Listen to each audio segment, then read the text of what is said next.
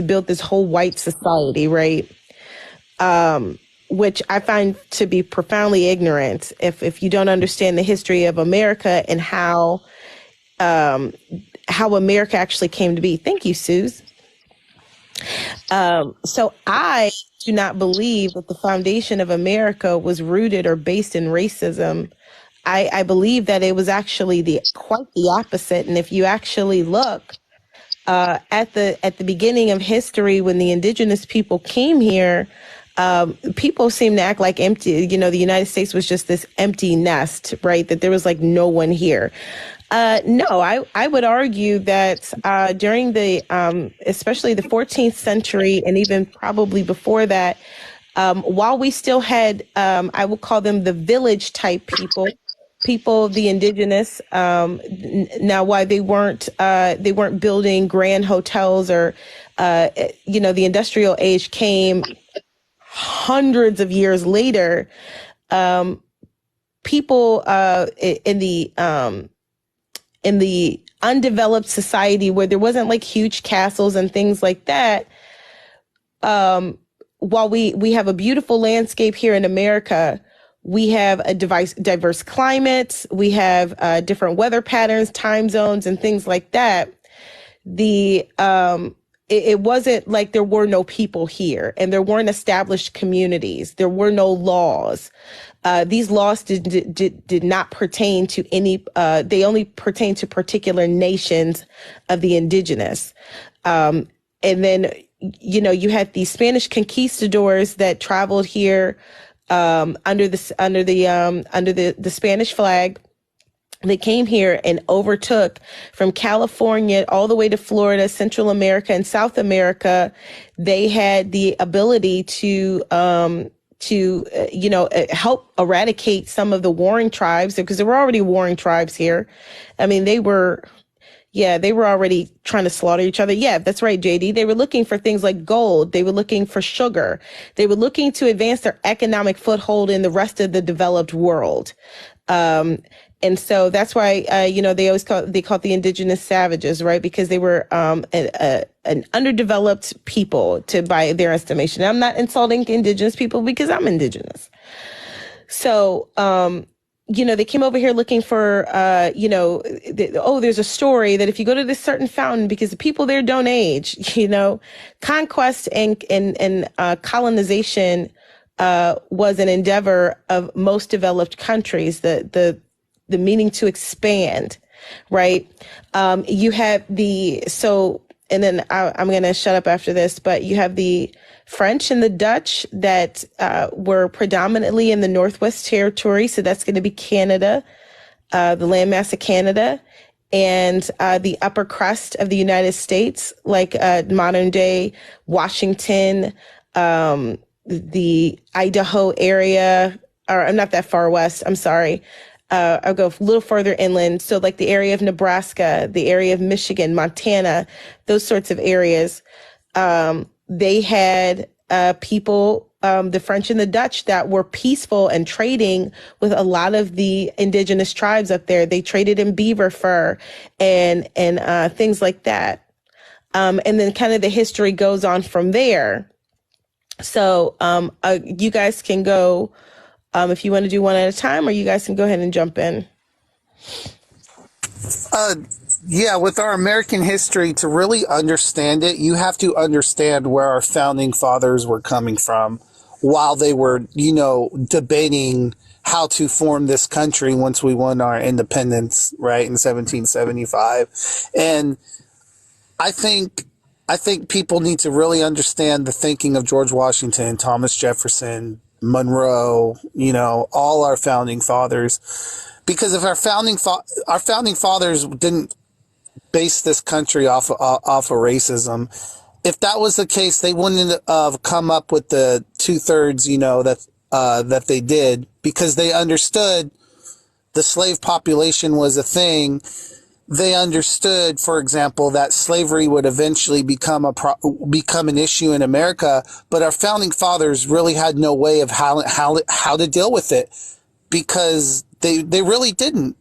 Thomas Jefferson wrote in his writings, he believed the institution of slavery was wrong, as he owned slaves themselves, right? It's because they didn't really have a solution to get rid of it.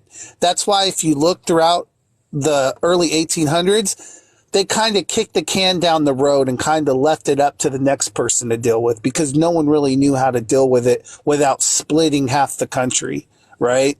Right. And that's why slavery lasted as long as it did in America. For example, one of the kick the can down the road's policy was, well, you can't have new slaves, but you can keep the slaves you have. That really didn't actually deal with the situation. It just, okay, we'll let the next person deal with it. But see, we're trying, but we can't actually, but they did it in a way where they wanted to appease the South and not split half the country. Eventually it came to a head in, when the Civil War broke out and the South attacked Fort Sumter.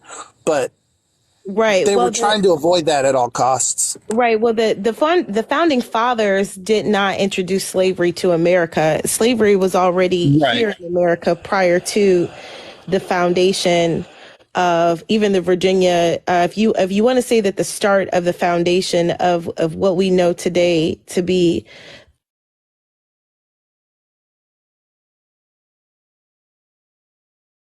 I'm getting phone calls. I'm going to mute in a second. I'll let you guys talk.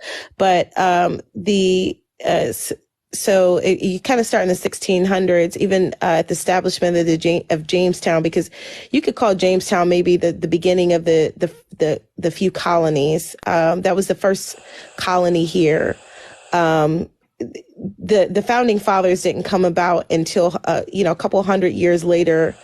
But the Virginia slave colony, where they started to establish laws and order and things like that, and you started to see kind of the build up from there. But most of the people that had slaves over here, when they first brought them over, these weren't very rich people. It's not like a bunch of rich guys from England came over here and was like, oh yeah, let's just come over here. As a matter of fact, or from France. Yeah. yeah, well, not even that. The French didn't actually introduce slavery over here either. It was actually the Spanish that introduced Yeah. slavery, because some of the slaves that actually came up first were the slaves that the conquistadors brought over here in the Central Americas, and then they were brought up from Central America to the kind of the South Carolina area, the Virginia area, and things like that. They weren't actually even brought over here from Africa, not like a direct. Right. And that was the same time period where Cortez and the Spaniards kind of just, pretty much annihilated the Aztecian culture. It was around that time period, correct? Where they literally just took over the Aztecs and just wiped them off the face of the earth. Yeah. Absolutely. Yeah. And they also interfere with a lot of, or took it, I don't want to say interfere. They also took advantage of a lot of the indigenous people that were trying to eradicate other tribes. Well, the infighting. So there's a good book. It's called Empire of the Summer Moon. And it talks about the brutality the Comanche warriors were doing on their own people and other tribes. Like, the Comanche warriors were brutal warrior tribe.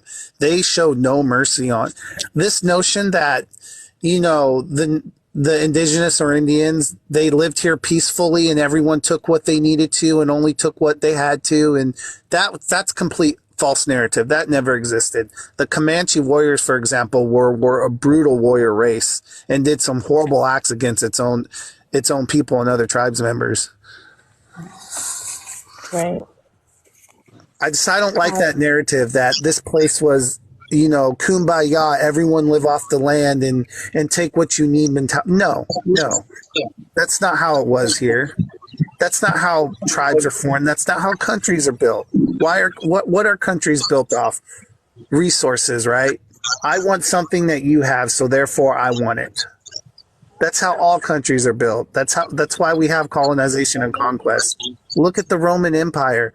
Roman Empire left Scotland alone because Scotland had nothing Rome wanted. But guess what? Carthage had something Rome wanted: a seaport and a navy, and they were a powerhouse. They were a marine powerhouse. The major problem is history is to the victors, so history's not always right. That's the problem.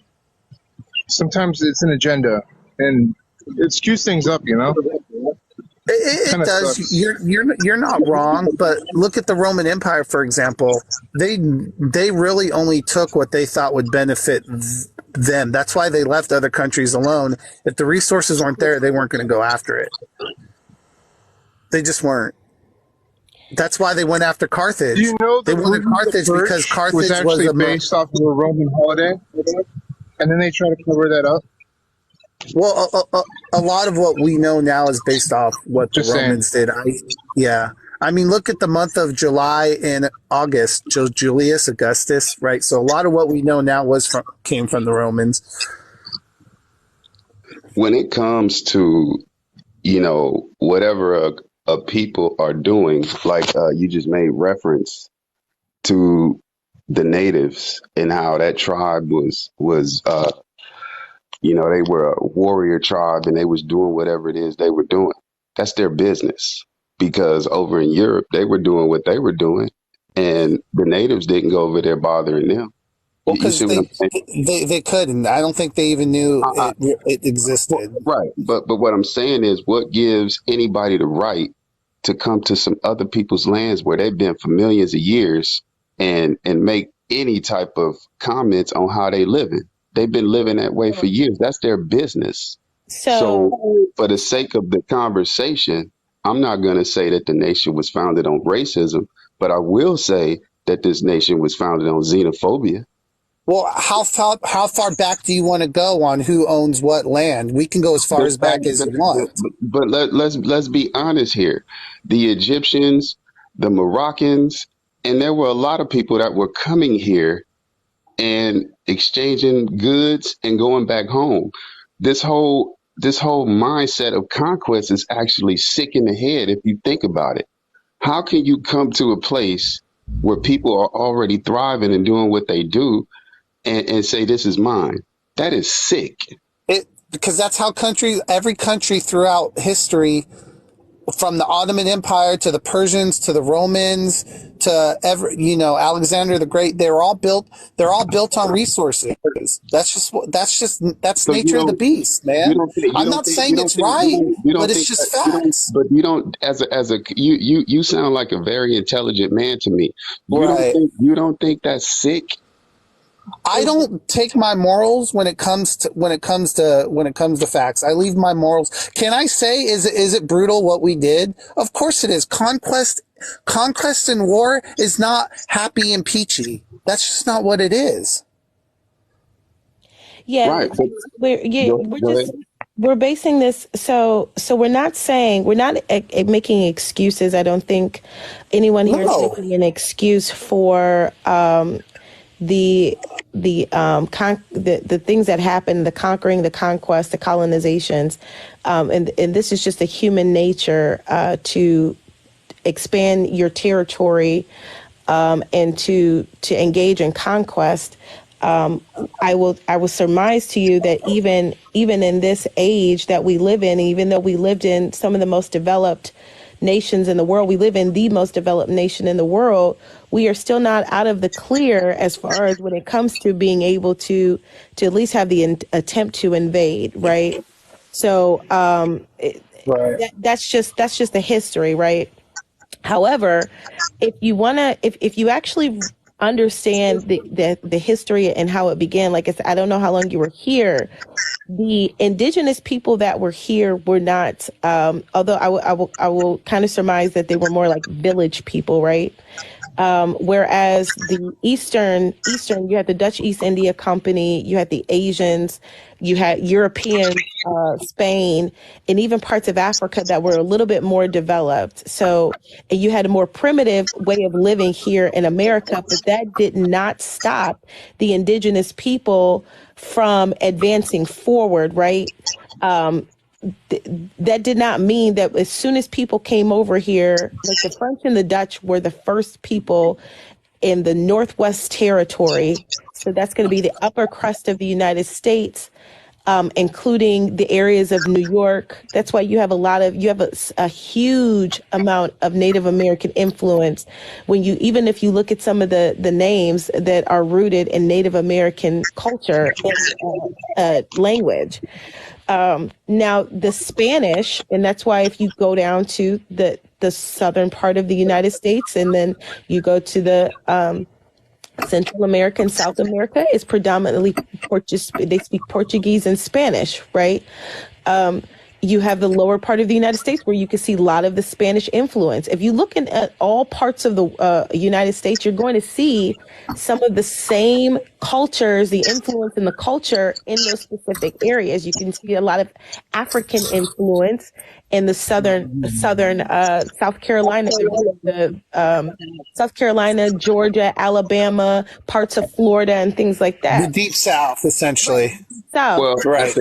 at the end of the day, hindsight being 2020, they should have shot fire tip arrows at every one of those ships that was Why? approaching their shores, Why? Right. because they meant them no, they did not mean That's them not well. true. They should not have allowed That's them not on their true. shores. That's What not there true. was there had so you saying that those, knowing what you know now, that those people should have been allowed on the shore?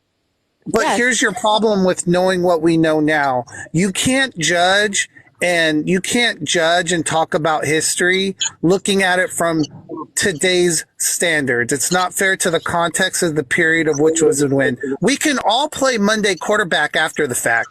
Everyone does that, right? So They can play Monday those quarterback ships 300 came years down the road, those but that's ships not fair came to to the the context of shore. the history it Hang was on, in. Those Maestro. Hold ships on. came in and it Hold ended up on. wiping them people out. No, They they should have didn't. never allowed them to touch the shores. Darnell, that's not true. So you, What value did those ships coming ashore have for the indigenous people? they had a How did lot of they ben- value, how and did and they I'll ben- tell you why. how did those ships coming I'll on tell shore you make why. their lives Because better?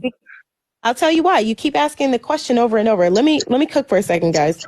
So, and like I said, the French and the Dutch that came over here were very, very peaceful. They were the first European settlers that came over here to the Americas. They were entirely peaceful. They actually married within the indigenous people, the Native Americans. No, they were very peaceful. It wasn't until the French and Indian War, and then if you know the history on the French and Indian War, they actually had the English fighting with some Native Americans, and then you had the French and the Dutch that were fighting with some Native Americans. They were fighting each other. So you had the French and the Dutch backing some Native American tribes, and then the English were fighting with some Native American tribes against them. They were fighting each other. And if you actually, and you know, their Native American tribes were slaughtering each other. Not saying that that's That's the right thing nobody's to do. business though. That's It no, but they wasn't. were It slaughtering wasn't. each They other weren't. in Okay, there. listen. They weren't coming over here to fight them. That's what you're conflating. No, I'm I not don't know. I don't conflating know where that at you get. I all. don't know where you get your understanding of history from. I'm not conflating at all. That is a conflation because it's No, I'm not. absolutely false. No, it's not. So you telling me that there was value in those people coming here? Absolutely. Absolutely there was What's the value value? coming in. Tell me the Because value.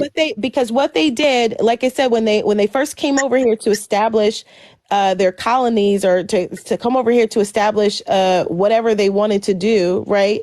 And the main parts of the establishment was to engraft themselves into the society that already existed here. They weren't coming over here to unalive them. As a matter of fact, they didn't even have the means to do it. They were outnumbered when it came to weaponry and the tactics of war. The Native Which American, speaks hold to the on, deceit. The Native Americans were some of the most tactical fighters, even in their primitive ways. They were some of the most tactical fighters, right?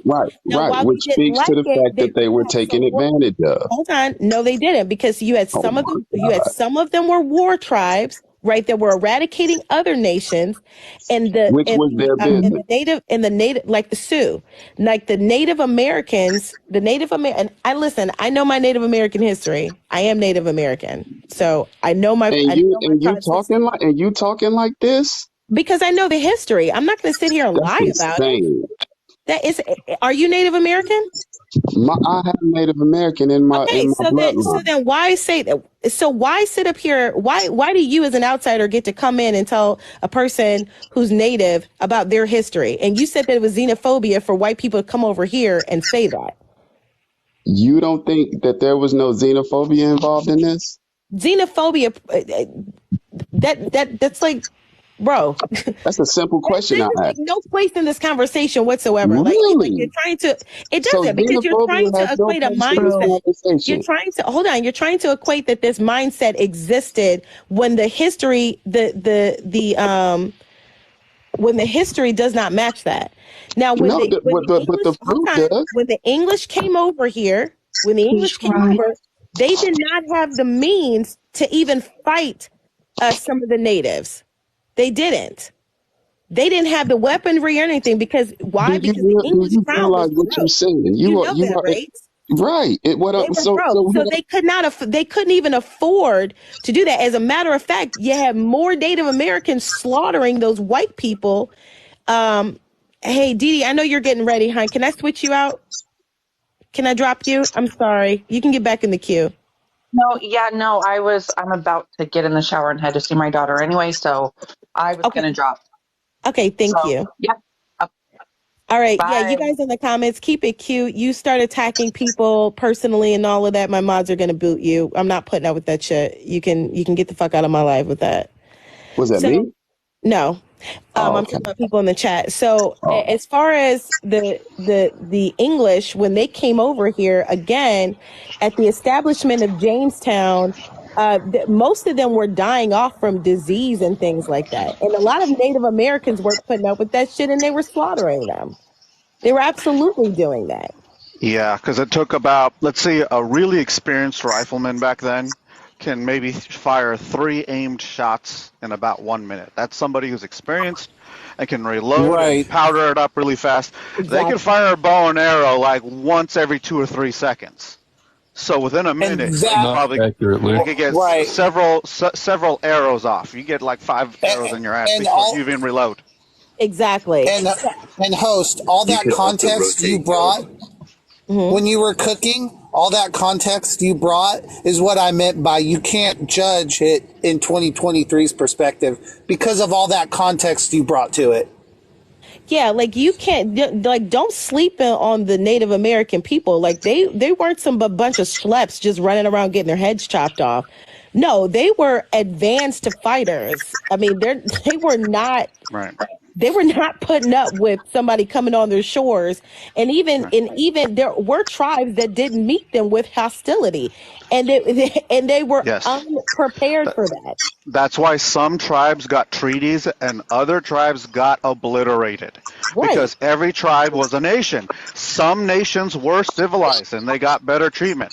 Some they showed a willingness to trade, they showed a willingness to be civil, and other tribes, Mohawks, didn't care for that kind of stuff, right? So Comanche, and they shouldn't have. The Comanche were fairly peaceful, But, Mushroom. but this is what, but this is why I go back to saying, like, right, that like asymmetrical warfare, it can give people such an advantage even when there's a disadvantage, and that's one of the things that the Native Americans used was forms of asymmetrical, aka guerrilla warfare. This is nothing new, right? oh And yeah. it's just like it seems like people like to say that it's cowardice and all this other shit. No, it's about winning here. It's not about anything else. It's about winning. And if you're going to win, you're going to do what you got to do to win. Point I blank, agree. period. There's no such thing as a fair fight. I totally agree with you on that, especially in war. All things are out the window. Well, That's what I believe. Well, the British did care.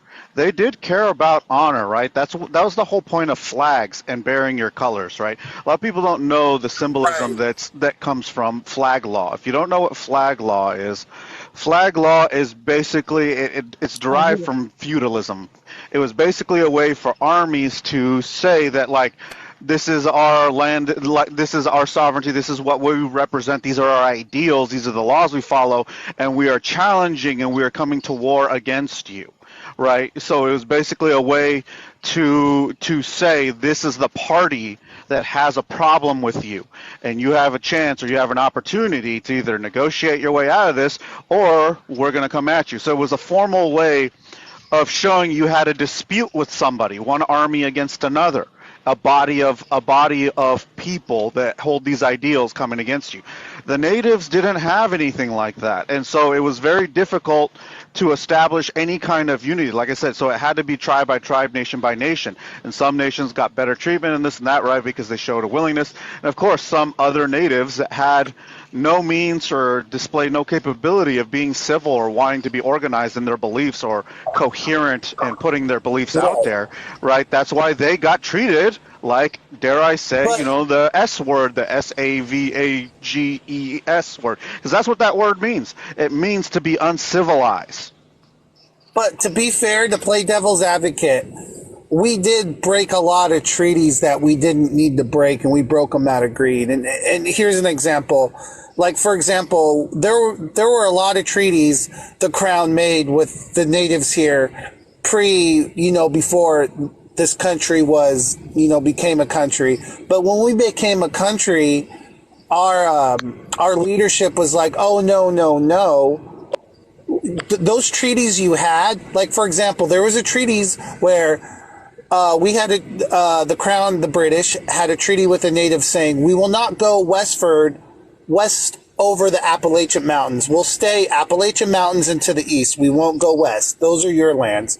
Well, guess what? When we became our own nation, we reneged on those treaties because we found out there was gold in the west, and we said, no, no, no, no. See, those treaties you made with the British, we are no longer a part of the British. We're our own country now, so therefore those treaties don't apply and they're not in void. So we did some shady things too.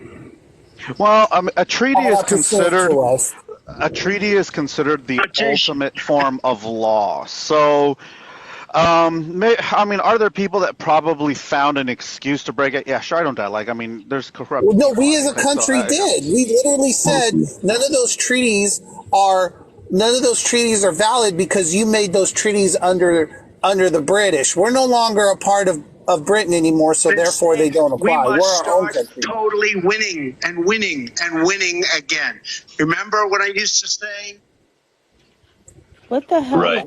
I'd like to prove Like, this wrong. I think that I can prove this meme wrong in under 2 minutes. Go for it. So I'm just wondering what you would consider racism to be. So I just go by the definition, and I'm paraphrasing it, but it is the belief that a person's skin color is more superior to another person's skin color, and treating them poorly for that. Just putting it succinctly. We're going to win so much. We're going to win that the people of Missouri are going to go to your governor and they're going to say, Governor, please go see the president. We can't stand winning somebody so playing much. a Remember I recording. used to say that? Is it Playing a recording? okay? He's gonna. Yeah. So, the foundation of America. Who would be most responsible for the foundation of America? I don't think there is anyone that's most responsible. Well, you could probably make an argument that Columbus. Can we agree that Freemasons were largely responsible for the foundation of America? No. Okay, we're not. Okay, well then, how about white men? No. What is a white man? Can you define that for me, please? Yeah. Yeah, it's someone with a lack of melanin in their skin to the point where it appears like transparent or white, where there's just But we all know that almost you'll total produce. lack of melanin So- present in their But skin. we know that if you're regularly exposed to UV, your body will up melanin production to protect you from the sun's radiation. So we all know Yeah, and that there's peoples a can gain spectrum. more. Right. So if somebody starts to gain more who was otherwise pale, are they Yeah. still white? Well, I would say that whiteness is probably somewhere in the top 50 percentile of that spectrum. You know what I mean? So the bottom half of the melanated spectrum would be considered black. The top half would be considered white. And then, of course, the 25% on either side is, mixed or whatever. But for the most part, that's more or less how it's categorized. Well, I mean, I just think if you're just judging this off of melanin production, right, we know that the human body adapts and generationally melanin production will go up, right? And like, I know a gal, I know a, right. What makes racism so stupid, exactly. Right. Yeah. Right. So, so I would say that there's no such thing as a white man or a black man. I would agree with that. Right. It's a buzzword the left uses to try to demean the other side. I would argue that there is such thing as a black man and a white man. Can you tell me the necessary and sufficient conditions for being quote unquote white and quote unquote black then? Yeah, I would say melanin content. There's like a measurable, quantifiable amount of melanin in the skin of people, and you could simply just go off that to say that this person is black. Right. So a black person with albinism is white now? Yeah. Because that's happened before. Two very darkly melanated people have produced very white, blonde hair, blue-eyed babies before. Is that baby white or is that black? Because of, that's a white baby, dude. Yeah, that's definitely a white baby. There's no simply because baby, of melanin it's a white baby. So even though it has black parents, it's still a white baby. Yes. Even though it don't look black. So when you say white, you're just talking descriptively. You're not talking in a sense of race, then. Yep. Okay, great. So then race doesn't exist. You're just describing people and the way they look. I think the tone and the color, like, that's what we go off. Because some black people are mixed. Still exist. Ancestry is still a thing. Like, race is your ancestry. It's where you come from. It's who your parents are. But you just said two black parents having a child. Okay, so check this out. Yeah, you're black. No, I'm white. I'm white. You're black. No, I'm not. Right? No, actually, I'm not. But you look black. What about Hindu or Indian people? What about Dominicans? Dominicans are very darkly melanated. They're not black though. But they're not black. My sweatshirt is black. I'm brown. My DNA. Okay, well, you're melanated. And this way, you're melanated. Yes, I am melanated. And I'm lightly melanated. Hold on. In my DNA profile, I am 43% native. 43%. Right, no doubt. Okay. That doesn't change. Skin color on the United States Census, I'm native. I'm also 15% Irish. But the police don't look at you like a black woman. True or false? I don't give a fuck how the police looks at me. You should. I just hand them my card and they leave me the fuck alone. You know what I would say? You should. I've been harassed by police. What are you talking about? I've been harassed by the police. And police will murk you on the low IQ ideology to this very intellectual conversation. So it's not true that black people are getting killed by police? Wow. You want to flip it. Listen. Dude, I got really light. Excuse me. Listen, in my life, we are having intellectual conversation. If you do not want to have that, you can go ahead and kindly see yourself out. If you want to have this low IQ debate on black people seeing or police seeing people as black people, so providing facts is an issue? No. And if you interrupt me again, I'm going to drop you. If you don't have the IQ or the intellectual but you're too angry. You're an angry black woman, though. Like, I don't understand you angry black woman, though. You're too angry. Just block him. What? What does that mean? Just block him, please. We're not going to do this. I'm not going to have this low IQ ideology coming in here. Thank you for the roses. Just don't. If you want to have an intelligent conversation, try to stay on topic for the love of God. But we're not going to come in here. I'm not angry. I'm putting my foot down. Please do not call me angry. We're not going to come in here and start running around talking about the police looking at people. And we are having an intellectual conversation.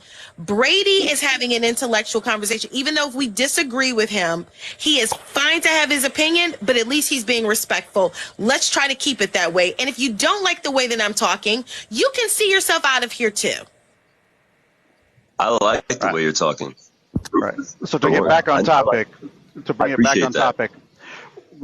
you're just going to say that people look white as in their appearance, or they look black as in their appearance, well, you're just being descriptive. You're not really justifying race, right? Because race would have to do, at least the way that people try to justify it, is to some sense of genetics.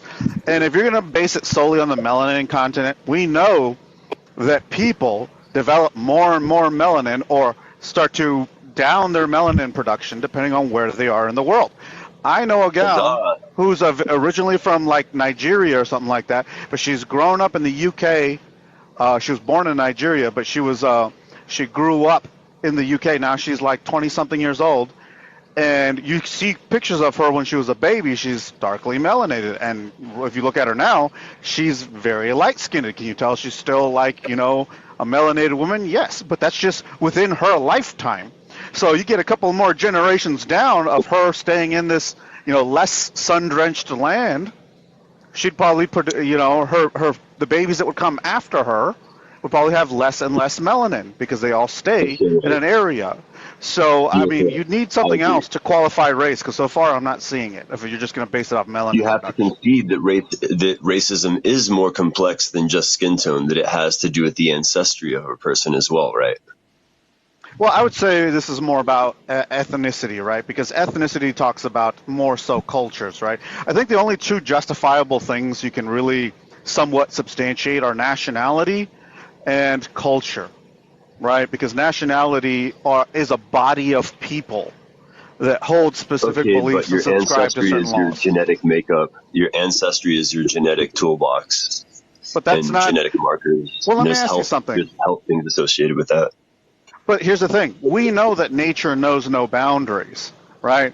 So people migrate, they go everywhere, and they've adapted. Right off the bat. Hold on. I just disagree with that right off the bat. I disagree with that premise. Nature absolutely has boundaries that it adheres to, the laws of the universe, just like everything else. I'm talking about geographic. Observable. I'm talking about geographic. Deer don't know that they're crossing the road half the time. That's why they're dumb enough to get hit by cars. That's okay. I'll just let you move on. My bad. I'm just saying geographically. Geographically, peoples have just moved from place to place, and the only thing, especially nomadic peoples, what went with them everywhere they went is some sense of nationality or culture. Because there were nomadic nations. The Germanic tribes, before they settled and were conquered by the Romans, right before they became Germania. Right? Sure. So nationality and culture, I think, are the only justifiable things. Absolutely. Well, certainly not the only justifiable things. Yeah, not the only justifiable things. I mean, there's a lot of things to consider when you take racism into account. I think there's class that is involved there. There's skin tone that's involved. There's ancestry. There's who your parents are. There's nationality to be considered. There's economic philosophy to be considered. Politics. There's a lot of things that are involved with racism. Is the way I would define it personally. But the way I would, there's at least this is discrimination, but a lot of those things get attached with racism. But the way I would define racism is with the original statement, just kind of judging someone based on their skin tone or who their parents are or where they came from, kind of thing, like in an ancestral way, like a genetic way, not necessarily their nationality or their culture, but their genetics. In particular, it's like a genetic hierarchy. Eugenicism, basically the belief that not necessarily eugenicism does not necessarily have to be racist. Yeah, eugenicism actually is not inherently racist. Okay, so then what is eugenics then? I was about to go. Eugenics is like selective breeding of anything. Really. So like what we do with tomatoes is eugenics. We selectively breed cattle. That's eugenics. When China moved all of its most smartest, beautiful people to Japan, that was eugenics, so that was human eugenics back in the day. So, there's a lot. And then in India, they practice eugenics with the caste system, so there's, and those are kind of racist, actually. But there are forms of not racist eugenics. Racism is a kind of a tough word, but Yeah, because then you I have to would. start to defining what race is, and that's difficult We need. because I don't think you I feel like can. we need a separate word. I feel like we need a separate word for like skin tone discrimination and ancestral discrimination and genetic discrimination. Those are almost two If you're different talking things. descriptively, right? If you define race just to be something descriptive, meaning how somebody looks, right? And then you define racism to be prejudice based on how someone looks, well, then your definitions hold consistent. So I would agree with you that you're being consistent in your logic. You know, like right? there's beautiful white people and there's ugly white people. You know what I mean? Like, so I could discriminate on someone's looks for being ugly, but that could still transcend race boundaries or like ancestral boundaries or skin tone boundaries. If you hone in on the melanin production, I guess if that's going to be your factor, well then yes, your definition will hold. Your definitions will hold consistent, but I think you'll run into some problems when you start to see that people can change or transition or adapt to their environment. So just to keep things simple for the sake of this discussion, let's just say that racism is discrimination based on both skin tone and ancestry or genetic lineage, right? I wanted to chime in real quick.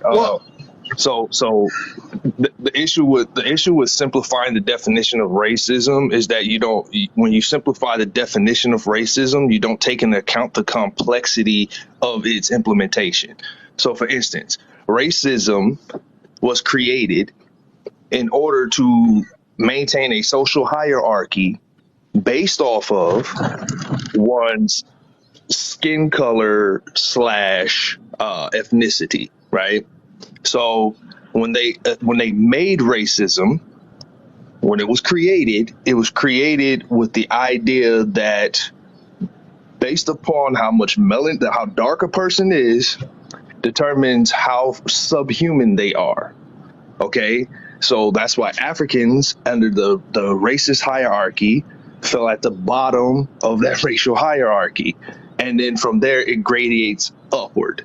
Right, where this is where we get the term white supremacy, because white supremacy comes from the implementation of a racial hierarchical structure in which classism is tied into that, as well as, so when you have classism tied into that, that means that your economics is tied into it, right? So for instance, that's true, but I just want to stop you there and say that while that's true that classism is different than racism and that transcends race, right? Right, but it's because race was built into the class. Different things, though. But that's what I'm trying to do is just distinguish between the difference between those two things, right? And just make that distinction for the sake of debunking this meme that's up on the thing here. I'm just trying to prove it wrong as quickly as possible. As logically as possible. Yeah, but you can't do that if you don't acknowledge how big racism is. So, baby, go ahead. I can still do that while defining the word racism as simply discrimination based on skin tone or ancestry, right? Right. Wouldn't you define racism as the practice? Wouldn't you define racism as the practice of using someone's skin color to make decisions? No. As opposed to simply saying, because it's deep, it's all decisions and it's everything. So if you are practicing racism, then if you have $1 and there's an A and a B and you're an A, then you give to A. That's because you practice racism. Yeah, no, because practicing racism means that you have to. No, it's not. The action. We call the action now. We call the action being racist. That's what we call the action. But the racism in and of itself was created as a hierarchy. You cannot move up and down the hierarchy. Say again? What's the definition of ism? What's ism? It's system. It's a ism system. Doesn't mean system, does it? Isms are systems. So does ism mean system? So I have a question, because you mentioned that the African skin tone, or the predominant African skin tone, which is the darker melanated people, were looked at on the tier or hierarchy of the whether or not they were respected or considered to be, bottom tier. in what century or what time period do you think that changed? Because I would argue that the reign of a lot of the kingdoms of Africa, like Mansa Musa, he was the Musa of Mali, from 1300 C, I think it was like 13 something CE to 1337 CE. He was one of the richest. He had one of the richest kingdoms in Africa, and it was also one of the richest individuals in the world, and one of the most highly respected people in power during his time period. So when do you think the thought process changed? What century or what time period do you think that became different? Oh, cool. So yeah, wonderful question. And we actually do know a ballpark of when this started, right? Once we started in the age of discovery, that's when the Catholic Church had to find ways in order to justify the subjugation of indigenous people. Once, 1492, Columbus sailed the ocean blue, all that bullshit. So once they started to push that agenda, they had to come up with a way to excuse the behavior of the people that are conquering. So the way that they did it was they said, hey, if these people aren't Christians, then they are savages, but they can be brought under heel, right? And that's how it initially started. It started as a theological thing. But once black people started coming into the mix. Agree with that, but that's when Spain took the transatlantic voyages between 1492 and 1504. I mean, that's kind of the main event of that. The English, the church, which I actually believe is probably at the pinnacle of why the slave trade was so successful in the Americas. No, Christopher Columbus was not Spanish. So no, he was Italian. Yeah, he was not Spanish. But I would say, I do agree with you to an extent. But you said that's when there was this belief that was held that melanated people were at the bottom tier. Yes. Okay. So you got to follow the logic of it. Can you be a little bit more specific? Yeah. So what happens is once we get to do believe it was 1670s, it had to have been the 1670s, I believe, or at least the 1700s, when Bacon Rebellion happens. So Bacon's Rebellion causes King Henry King John, I'm sorry. So causes King John to consider locking the black people out in the United States. So if we're talking about just in the United States, because this is the United States is where the hierarchy is most predominant. That's when they decided that black people could no longer hold positions of power, because there were free black people. Okay, that's in the Caribbean as well. But the whole system of racism started in the United States around 1700. That's when it was implemented as a social hierarchical structure in order to maintain good discipline and order within the United States. It was their way of curtailing the anger of the poor white class. Okay, so wait a minute. Because I kind of want to get this straight in the context of history,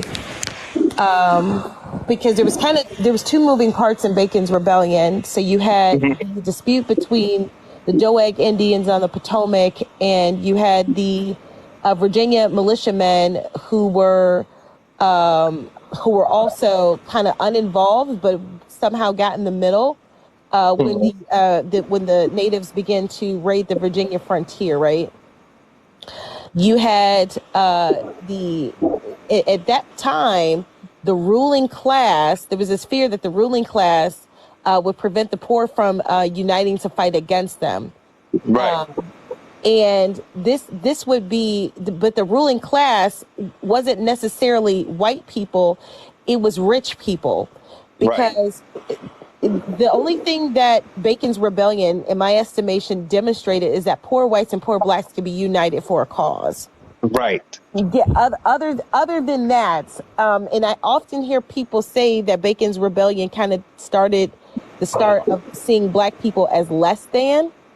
But you would still have to be able to prove that was not due, that was only that it was solely based on the fact that they were black, and not that they were also poor.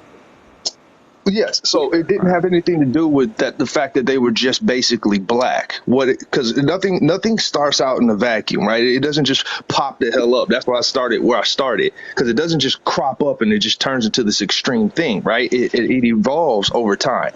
So what Bacon's rebellion was trying to do was to try to find a way to separate the poor whites from the poor blacks from the freed blacks. Because the idea was, hey, okay, if we're going to be only using, because what Bacon's Rebellion did was it's made the king very much almost stop indentured servitude coming out of England and Ireland. Okay.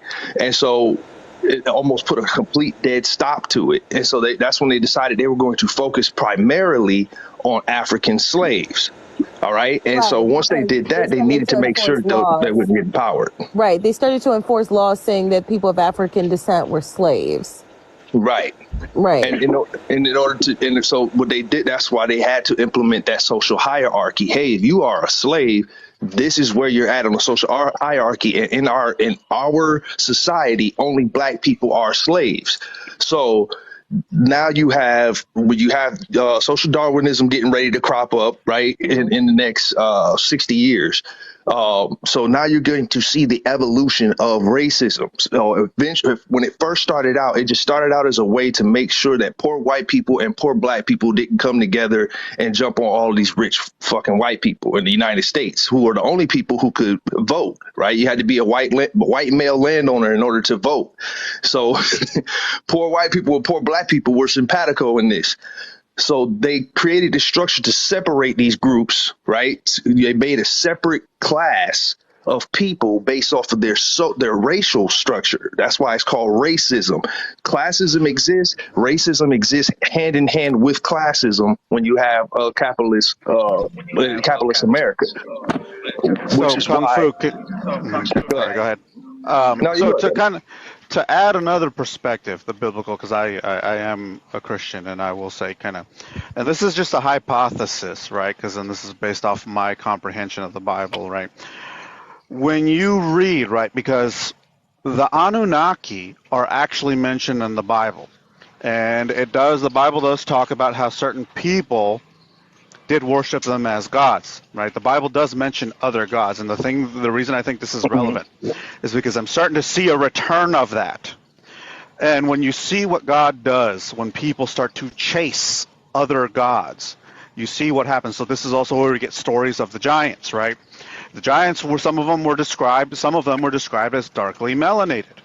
And this is where you get people who subscribe to the Anunnaki belief system and this and that we were once giants and we're superior and this and that, right? And I call them black supremacists, right? When you get people like this, because they always subscribe to the Anunnaki belief system, they chase the old gods. The Bible talks about this. It talks about how God, and when you see God's methods, right? He lets things progress to a point, and then usually he intervenes. He hit the Anunnaki and all the giants, who were a lot of them were darkly melanated, with confusion, and he caused them to kill each other. They started to war with each other, and they annihilated themselves. And there are still, obviously, remnants of them, and this is where you get the belief that it's possible, that melanated people may have these genes in them. They might have, giant DNA in them. This is where you get some possible notions that this could be true. And this is where, you talk about the Bible that they may be cursed, meaning they may have these genes in them in the sense that they may be like giants who will hunt men, because the giants were known as the devourers of men. And this is why God eventually intervened, is because they were causing a lot of chaos, because they were very powerful.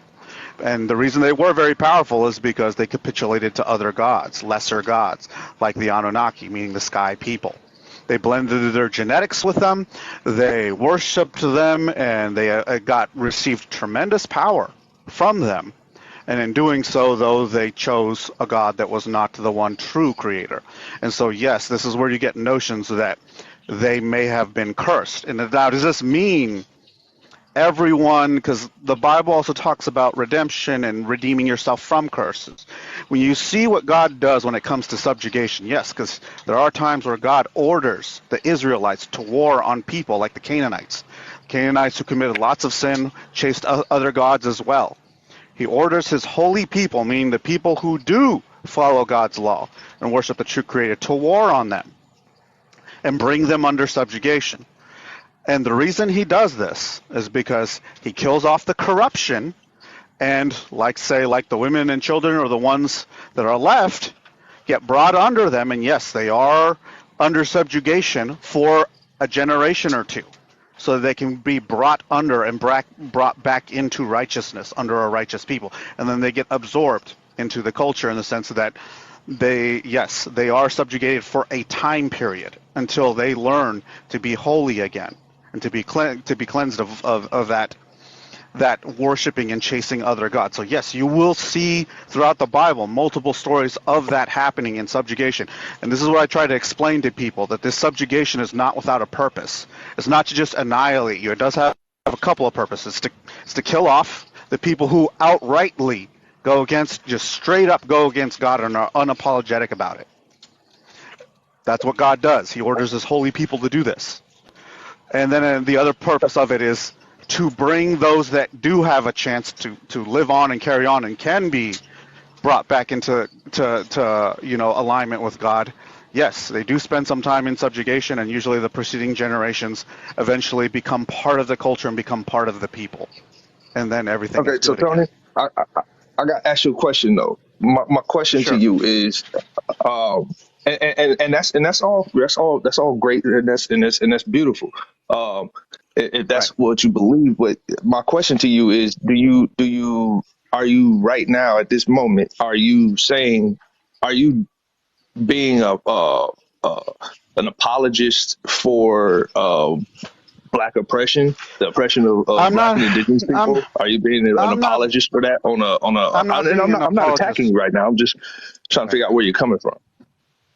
I'm not being an apologist. I'm just offering another perspective, right? Because nations war upon each other, and this is where you get notions like during the Spanish conquest and other conquests, because the Spaniards were a Christian nation at that time as well.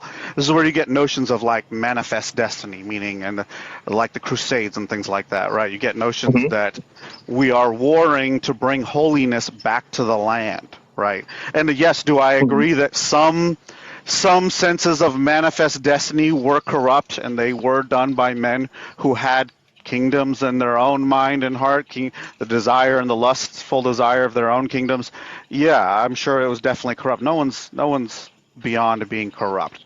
I'm just saying that in the Bible, this is when we see certain peoples get subjugated. It's because they were doing very unholy things, right? When it describes the king, here's what I think. I believe what we call melanated people is one of the lost tribes, because the Bible does mention that there There were we go. 12 original tribes Okay. of Israel, and I suspect my belief is that what we call melanated people is one of the lost tribes, because the Bible also says that one of these peoples did commit such atrocity that God said he would scatter them to the wind and give them to their enemies because of what they that did. happened to all of the Israelites though back Yeah. before the Maccabean age, right? Right. The Maccabean Jews were the ones who came from the exile of 400 years with Assyria and Babylon. So that's you can't once again so that you can't be anachronistic with the history of the Bible, just like we can't be anachronistic with the history of the United States. So I'm not saying at this it. I'm point, saying what that I know though for is, sure this is the case. yeah, I'm just describing a pattern that God follows. Whenever a right. people breaks off and becomes really unholy. So here's why I'm finding the issue with what you're saying is because what it becomes now is it becomes an apologia for racism and slavery under the pretense that African people were being ungodly, right? That's based purely off of a Western Christian ideology and perspective, right? And so from your Western ideological perspective, yes, I can see how you could say that African indigenous people look like they were being ungodly, but from their perspective, it's not the same. Okay, so is it true? Is it true that natives were unaliving each other and warring with each other before the first white man set up? Is that true? Is it true also? And here's the thing: this was also a famous case. They even made a movie about it called Amistad. This is a real case that took place in the Spanish courts between the courts in which they interviewed slaves who were in there, and the slaves from their own mouth said that slavery and subjugation even existed in their own culture. And so when they asked them, what are the conditions in which somebody can be brought under ownership, right? Because slavery is not a unique concept. It's been happening since the dawn of time. And what the slaves described when they were put on court during that case of Amistad, right? They found that, yes, even in their own culture, people could be subjugated and enslaved. Now, I will say that the slave trade turned it into a business. This was what's called usury, right? Because in the biblical context, a man who falls into debt is considered sin, meaning that if you fall into debt, if you owe somebody something, you are to be a godly man and pay your debts, right? And the Africans believed in this too, right? Because the Ethiopian Bible also shows this as well. They believe this as well. So they believe you could be what's called a bondman, is what they called it, meaning you are a bondman, meaning you are bound to perform until your debt is paid. And this is where you get notions of subjugation and or what you call quote unquote slavery until your debt is paid. Now, the slave trade commercialized it, and that's what we call usury, meaning you're not just trying to get a debt paid back. Now you're engaging in the active subjugation. So that's what's called usury. And the Bible calls that a sin, meaning you're not supposed. Can you get somebody like to pay back their debt, or should they pay back their debt? Yes, but should you engage in slavery as usury, meaning the practice of just trying to profit off the suffering of your fellow man? No, you should not. So to clarify, just a little bit of quick background, because I'm not trying to make an appeal toward authority right now, but this is actually what I do study. I'm actually a African American history, an Africana studies historian. And so, and this is fantastic conversation because, so yeah, what you're doing right now is actually part of an apologia. It's a theological apologia for the oppression of Black people, and it has to be married ideologies in order for it to make sense, right? You know, so the truth of the matter is that the Bible was used as a tool for oppression, right? And that's not just in the United States; that's also in Europe. Okay, the whole of Western Christendom was created through subjugation. Okay, and what parts of the Bible were specifically? Hold on, that's how Europe was created. Hold on. What specific parts of the Bible were created to do that? Because here's the thing, I think what you're failing to grasp here. It's not the Bible that was created to do that. It's just yeah.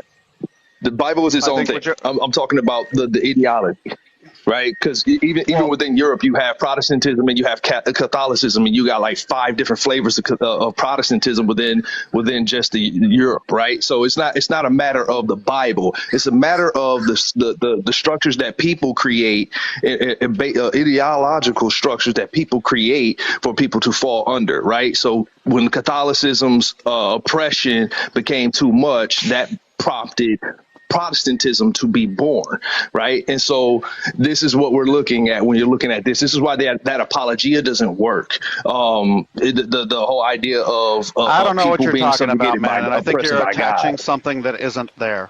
All I'm telling you is that. You're saying that Black people may have been the lost tribe, right? And I said I think it's possible because it's really this simple, right? It's really this simple. Should you conduct yourself with honor? Should you conduct yourself with love for your fellow man? Should you be honorable in all your dealings? Should you hold to your obligations and your performance, the things that you have bonded yourself to? Yes. And the only difference, and every society to ever exist has had some notion of enforcing some sense of honor to some degree. Now, are there people who are not honorable? Yes. And so I think... Well, I think the United States. Huh? except the United States. Because if we're going to go off of what you're saying, then the United States needs to pay reparations, correct? Because they do owe a debt. A debt is owed by the United States to the enslaved population, because underneath the United States, No. slavery and the oppression of black people was Hold on. codified. Let me cut you It's off real quick. codified. Hold on. So You're going. why doesn't the U.S. need to give reparations to black people, but they pay reparations to any other enslaved or oppressed race? They pay reparations to the Japanese. They pay reparations to the Jews got reparations. Native Americans got reparations. Every race that has been quote unquote oppressed has gotten reparations, except for black people. We're not even asking for millions of dollars. It's more or less. Okay, see, this is why. Hold on. This is why it's impossible to have an educated discussion, because then it devolves into. But they got dumb. Why can't I get dumb? No. So we're gonna gloss over the fact that every race. All right. So host is talking. Thank you. Sorry, Cam. I was trying to speak. If we. Old Dirty, Kung Fu, and Tony have been having a very good discussion. They've been staying on topic. They've been having a very good intellectual banter. I know other people want to talk and get their thing included, and the reason why I'm not interrupting them is because it's completely on topic. So even though we might not agree, Cam, I understand you want to kind of jump in there with something, but they're having a very good discussion, and I think other people want to chime in and say something, but if it's not going to be on topic, just try to refrain from deviating. Gary, go ahead and say what you got to say. All I want to say and all I want to chime in on is when we have this discussion of slavery in America, is we only look at America. America's only been around for 240 some years, right? Exactly. But slavery has been going on since before the Roman Empire. And even in the, just for example, all right, because I know it's Hollywood, but even in the movie or the TV show Spartacus, whites enslaved whites.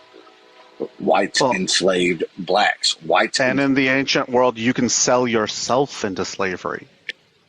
So why do we only go back in history, us, in this argument that we have? Why do we only go back in history to the beginning of America? Because slavery was around for thousands of years before that. Oh, that's an easy question to answer. Because we live in America, so it doesn't matter. Because you want free stuff. That's the easy answer. No, sir. Slavery existed everywhere else in the world, and you yourself even said, "Well, Gary, I'm sorry." Yes. Gary says that. That the United States was. So it came about in 1776, right? That's when the United States was actually founded. It was born, 1776. Okay. Now, if slavery was already an ancient institution, which everybody agrees, right? It's always been around. Okay. The issue, though, is that the United States had it. Okay. Now, here's the thing. In 1776, there was no slavery in Europe. The United States and the Americas had it. Why? Because it fit the bill. It needed cheap labor. The cheapest labor is free labor, and the best free labor is forced labor. So that is why we talk about slavery in the United States, because everybody else's slavery doesn't apply to us. So that whataboutism actually holds no weight in the conversation of America's debt to the people that it enslaved, knowing damn well that slavery was something that it frowned upon, because Europe ended, Britain, England ended villainy in the 1500s. The 1500s, they ended villainy. So, which is their form of slavery. All right, let me ask you this, sir, because I try not to argue and I'm not going to raise my voice, but what I will say is this, is, okay, you say it ended in the 1500s in Britain. How long has Britain been around? How many thousands of years did Britain have slavery before that? America's only, we established this, 240 something years old, right? We had slavery for 150 years. There was, after slavery was ended, then we still had prejudice and this and that. But this country established rights for people a lot faster than any other country ever had in history. Yes. But so it I would needed like to to. because it's. I would like to add. So here's the thing, because this is the difficulty with getting into this kind of victimhood mindset, right? Here's the thing. I'm Latino, and I found out some years back that my direct ancestry goes to the Aztecs. Now, if you know anything about Latino culture, we definitely tend to romanticize our notions of the Aztecs. No, Aztec warriors. But when you actually read about the history of the Aztecs, they were brutish people. They were very terrible. They warred with tribes, and they would try to club you and knock out their enemies. They wouldn't even try to kill you. Why? So they can take you to their temple of sacrifice, cut you open and rip out your heart on their temple of sacrifice. They used to toss the babies of their enemies into the fires, right? The Aztec were brutish and horrific people who worshipped all kinds of very terrible gods. The Spaniards came and conquered us, okay? They conquered us. We were slaves too at first. So the Spaniards came and put an end to that because we were practicing ungodliness. Now, do you see me here crying about it? No, I'm here and I'm a Christian because I believe in conducting myself morally and good in that which is, higher in thinking. Could I sit here and cry? My people were enslaved by the Spaniards. Because, here. Can I interject real quick? I'm just trying to be respectful, but I'm really catching on to the little subs that bruh's trying to throw. Talking about victimhood and crying and shit. Like, who's up here crying, bro? It was a simple question I asked. Right. So okay, you made it. So you're glossing over. You're glossing over sure. the fact that every other oppressed race got reparations by the United States or some type of United Nations, except for black people. I wouldn't trip. I wouldn't. Oh my I wouldn't goodness. trip. Here we go. Didn't I? Okay. I'm going to say this one more time. Since you cannot seem to understand, I'm going to give you one more opportunity to track the conversation. You keep bringing up something that no one is talking about. You are way off, my guy. So if you cannot catch the conversation and stay off topic, I'm going to give you the opportunity to stay on mute until you catch it. And if you can't, just drop respectfully. Like you're bringing down the IQ of the live with this. I'm sorry, but you are. So I get where you're going with this, man. Like I totally get where you're going. I'm just saying that many peoples were subjugated by the European colonization, and if we're going to be really honest, like I said, I look at my ancestry. Like I said, I grew up in Los Angeles, where people make art about the Aztecs, and I'm bringing it up as a point because I'm like, were the Aztecs, was our ancestry really that damn good? Okay, because we were worshiping all kinds of crazy gods that told us to rip out the hearts of our enemies and sacrifice babies in the fires. I'm like, and we were so hated that the other tribes helped because Cortez, which was the main Spanish conquistador who conquered the Aztecs, Cortez only had about 200 men. He had a tribe. He had multiple tribes with thousands of people that hated the Aztecs help him overthrow the Aztecs. Within a period of about 3 years, the Aztec Empire fell with the help of many other tribes that hated us for what we did. We were not a holy people. We were very terrible. So you were Aztec? You come from the Aztec lineage? Is that what you're saying? On my mom's side, yes. Okay, so you were defeated. I wasn't defeated. You're defeated because you're saying we. Yes, we lost. Oh, I don't care. Like, and we were even enslaved, the ones that resulted. Okay. And now well, here I am. What kind of sucks me? It's so my people. Later, so okay, so you were conquered. So you were conquered by us too, right? The other indigenous tribes, right? So you're part of the losing team. Because you don't, because possibly. I don't like the way people. I don't like how people and you sound very white, by the way. I don't think you're Aztec here. How does a white person? Okay. So I don't like it when people try to generalize and say we were conquered. We were conquered by the Spaniards. No, I mean Steve. Interesting. Interesting. You don't like when people generalize? Hi, mother of dragons. I am think this is on subject. Actually on One topic. another. I don't Everyone think this is stop, on subject, please, but when I because we start were. talking about reparations, I'm getting cut Bro, off and can shit. you They're not. stop? Okay, again, if you cannot stay on freaking topic, then I'm gonna just drop people and just let Tony and Gary and Old Dirty talk because unfortunately. It seems as if there is a failure to understand what the hell I'm talking about. And then we're not going to have people come in here and just start talking over people. So one at a time, or I'm going to put it on Showtime, which I know is fucking annoying. Please. All I'm saying, guys, is that you can come up with any kind of reason, but here's the thing. I am my own man. I don't think I should be blamed for my ancestors who did things to other tribes because I'm not them. I am my own man. I am in this world. I am responsible for my actions. That is my belief. Here I am. Judge me by what I do, not because of my ancestors. I'm going to make my own way in the world. I'm going to earn and sweat for what is mine. The righteous man sacrifices for what he deserves. I try to be righteous. I sacrifice my time. I sacrifice, lots of things to get what I need and what I want, what I feel I deserve. That is what I believe, and if I really wanted to, I could just sit there and harp on the past. That's what I'm trying to convey here, is that I don't think it's really any use to do that. Okay, so Tony, let me. I'm going to chime in really quickly. One, the choice to assimilate is yours to have, and you took that choice, and all of that is true. All of that is your choice, which goes back to what we're talking about, right? Which is we're talking about indigenous and African peoples and the injustices vetted upon them by our government, right?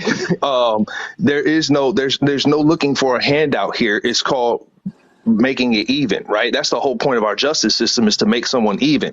Now, the issue with the justice system at present is that they don't know exactly how to quantify the damage. It's not that they argue whether or not it should be done. They argue, how do we quantify this damage in order to get them equal? So it's not an argument on whether or not this is something that's deserved, but because the government itself acknowledges the fact that our country is and was founded on racism, and that there's changes that needed to be made, which is why we had to have constitutional amendments in order to try to curtail the impact of racism on African and indigenous people. So that is why we had to have amendments. The very fact that we had to have amendments to address racism in our Constitution already lets you know that we did. No, we didn't. I would argue that we didn't. Okay, we did not need constitutional amendments to establish any sort of inherent rights or anything else like that, because they were already established at the beginning. The Bill of Rights already describes that. Now, if you want to argue that the interpretation at the belief, because at the temperature of at the time of the America, after the whole, this is hundreds of years after Bacon's Rebellion. This is hundreds of years after slavery had already began. But you couldn't tell any free blacks at the time that the Constitution did not apply to them. That you couldn't walk around and say, hey, you're black, the Constitution doesn't apply to you. Absolutely not. If are you familiar with, I think his name is James? Give me 1 second. I'll actually show you. I think I still have it here. Do I still have that lovely man's information? Well, yeah, I know exactly where you're going. And the only stipulation was that you be a landowner in order to participate in the United States at one point in time. So yes, you're 100% right. That's 100% correct. Yeah, The Letter to Colored Americans by John R. Lynch. This is a good read if anybody wants to go through and read it. Screenshot of that. Yeah, John R. Lynch was it was an appeal to them. He was a black Republican. This was a letter written in the 1800s because we know in history that we didn't actually see any sort of questioning about the morality of slavery into the 18th century. Because before that, just like Gary was saying, it was totally normal. This was not something that wasn't customary practice throughout the world. So that's to Gary's point. But John R. Lynch wrote a letter. It's a 4-page document. And he basically talked about the fact that it was basically to not basically trust the Democrats when it came to colored people. And he also spoke out against the validity of the 14th and the 15th Amendments, this 15th Amendment specifically, when he kind of goes on and he kind of makes this notion that it was not necessary to make a law delineating people by their race or enshrining that in our Constitution, when the inception of the Declaration of Independence says that all men are created equal and have equal access to life, liberty, property, or the pursuit of happiness. He was like, "This is incredulous. What did we need our founding documents to sit now somehow that had to be enshrined within the 15th Amendment?" And he was telling them it's because that the Democrats want to continue to make sure that you have a distinction between you and white people, when he emphatically says there is no distinction. Right. This was one of the most intelligent men of his time period. And then also there's a speech that he got put before Congress when he voted against civil rights. And he makes it's like one of my favorite people, actually, that I learned about in law school, because he was like a huge inspiration and kind of talking about the Constitution. I'm a constitutionalist. I love everything about it. And American founding documents. That's my jam. But he makes some very profound statements in terms of that when he talks about voting against the Civil Rights Act. And the concept, he's like, if we enshrine this, we're always in American history, we're always going to have this distinction between black and white people, or colored people and white people. And this will forever be an issue in our United States if we enshrine this. This is why I'm voting against civil rights. And he was absolutely right. He was. And what we got to remember, though, is that so the 13th, 14th, and 15th Amendments, you study law, so you know this, they came under under a compromise, right? So they were not in their original form. And the reason why they were in the original form is exactly why you said what you said. But in what you're saying, right, in what you're saying, what Lynch is actually pointing out in that letter is that there is racism that is inherent, and that there is that the way that the structure of the 13th, 14th, and 15th Amendment, all it does is amplify that issue. It does not fix it, right? And he was 100% correct by making an amendment that put black people under the categorization of a protected people would have been detrimental to us. However, in that time period, it also the whole point of the 13th, 14th, and 15th Amendments is to address slavery and racism, right? And so that whole Reconstruction era, I believe that if John Lynch had got his way and the rest of the radical Republicans had got his way, we'd be in a better position today, because we would have gotten over the black code and the Jim Crow. Right. Right. And I kind of track what you're saying, and I don't think that you necessarily disagree. So I do appreciate that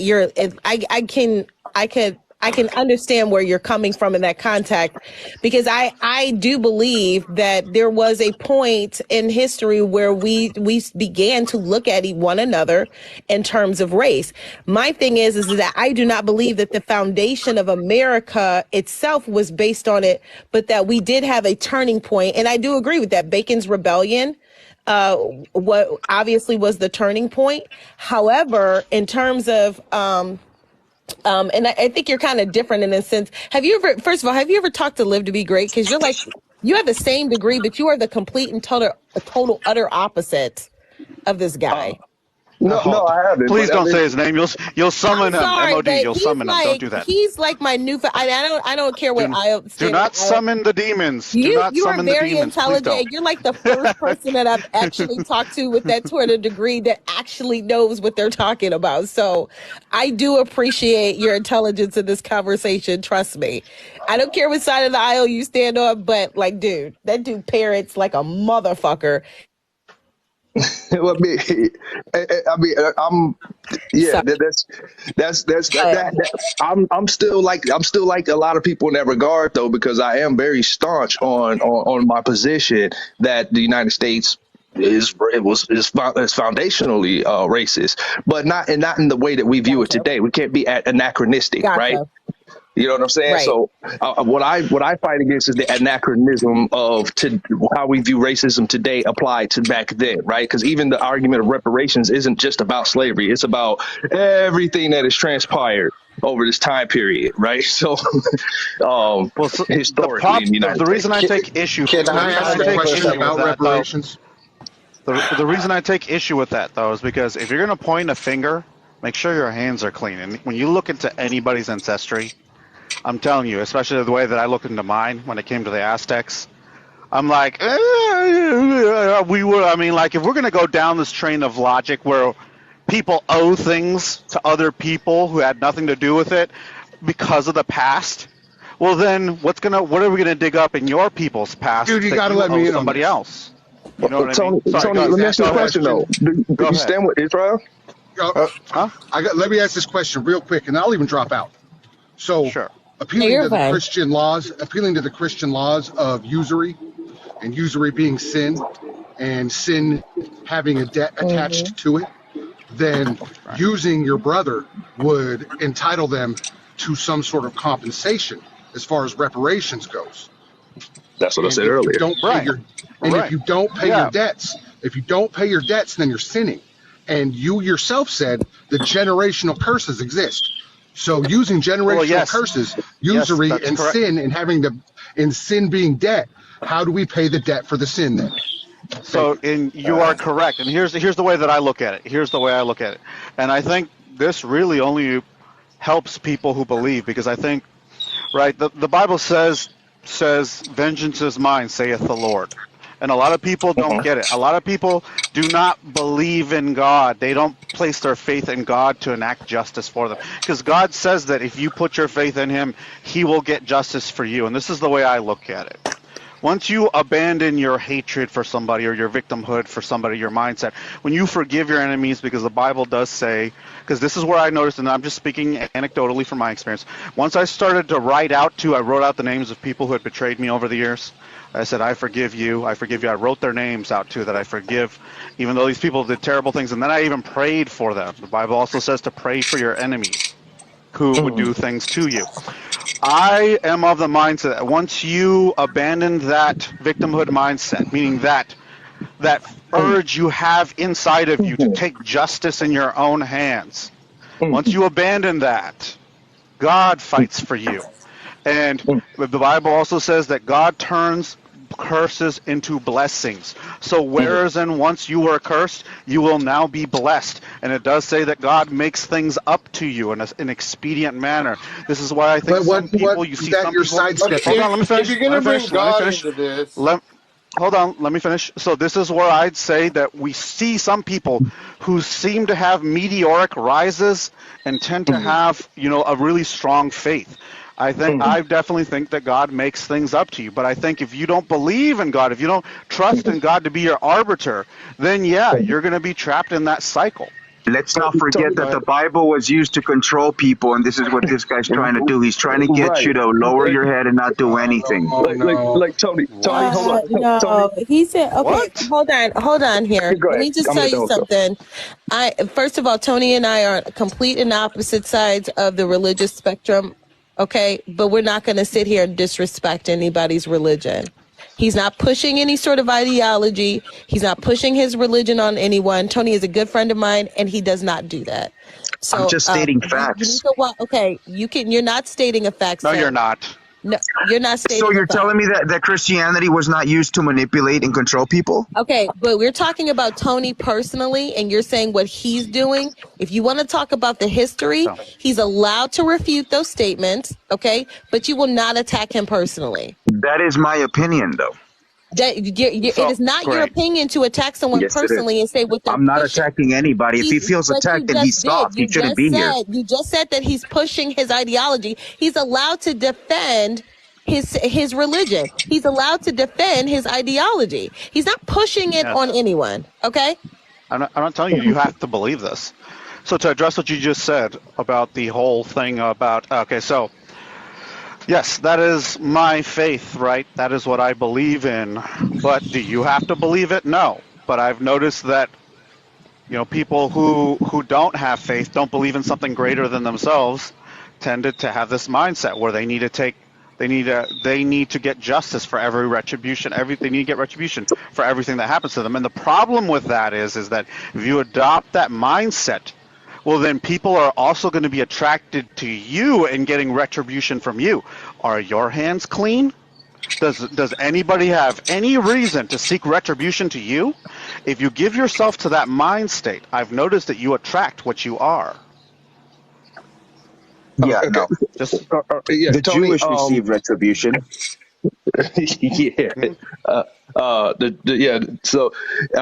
They get the Jews. How does Israel that still work in America? gets reparation, but we outside of that, Tony, Because you follow the religion.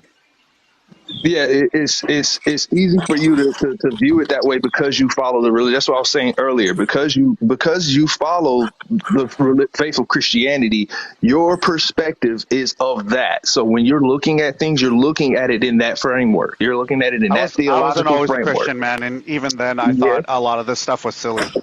I know, but that's what helps get you into that, right? Is that it already guides you to what your ideological framework and your theological framework got married. I don't see a point, because here's the thing. I think history is only good for one thing, and I've always thought this since even I wasn't. I used to be an atheist too. I used to have a show called Sacrilegious Sunday. That's how much of an atheist I was. All right, man. Okay. So even when I was an atheist, though, I still believe that the past was only good for one thing. The past is only good for looking back and saying, wow, that wasn't a good idea. Maybe let's not do that again. That's it. Because if you keep looking at the past, you're not living in the now. And if you're not living in the now, you're not enjoying the gift of life. That's why it's called the present. Well, it's only applied. You got to look at the past when it was that bad. Wait. You make me sad though, Tony, because here's the truth about history. What history is really about. The study of history is actually about bridging the gap from today and the past. So when we see that there's a problem today, we look at that problem that we have today and we try to see if there's a thread to the past. If we find the thread to the past, that's what we call bridging the gap. We bridge that gap, right, by exploring the history and seeing how this evolved over time and why we are where we're at today. So when we look at where we're at today. Did you hear what I said? Did you even hear what I said? It's like you glossed over it. I said I believe looking into the past is good for only one reason. What was that one reason? To say that, that was the thing, let's not do that again. That's not what I'm saying, right. Though, sir. So I'm not saying it's not just as simple. Past, but if you're going to look in the past, hold on, if you're going to look in the past to just, shoot up your next line of pain, meaning, let me snort some pain up so that I can be angry at somebody today for no damn reason. Well, then I think you're robbing yourself of the present joy you can have in life. Well, I'm not saying don't look into the past. Brother. Hold on, let me finish. I'm not saying don't look in the past, don't learn from the past. But if your motivation to look in the past is not to learn, if your motivation is to be like, let me snort up some of this line of pain so that I can be pissed off at somebody that had nothing to do with it today, well, then I think you're looking in the past for the wrong reasons. Okay, well, Tony, what I'm trying to explain to you, though, is that as somebody who is a studying historian, that's not how history works, brother. I'm trying to explain to you what history actually is, so you better understand why it's important for us to follow this thread, right? So, for instance, we are in agreement. We're agreeing about the same things. Hold on. The difference you and me are having is our motivations.